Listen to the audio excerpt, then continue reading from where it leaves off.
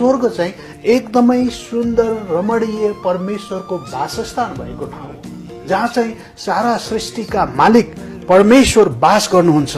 र यसै गरी स्वर्गमा चाहिँ परमेश्वरले हिब्रू 12:22 भन्नुहुन्छ कि त्यहाँ चाहिँ परमेश्वरको महिमा गर्ने, परमेश्वरको जय जयकार गर्ने स्वर्गदूतहरू वास गर्छन्।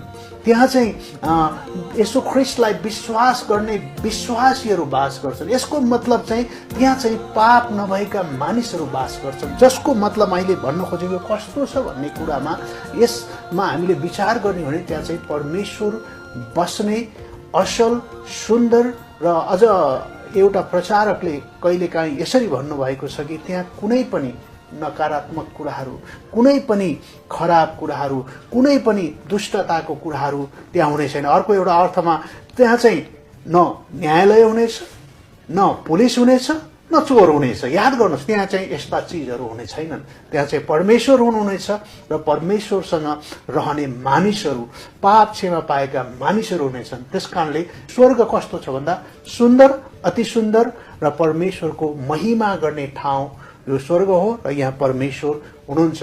र जसरी परमेश्वर वास गर्नुहुन्छ भने त्यो स्वर्गमा चाहिँ त्यहाँ चाहिँ विश्वासीहरू, येशू ख्रिस्टलाई विश्वास गर्ने मानिसहरू बस्न सक्छन् भनेर फिलिप्पी 3:20 के भन्छ भने हाम्रो नागरिकता स्वर्गमा छ।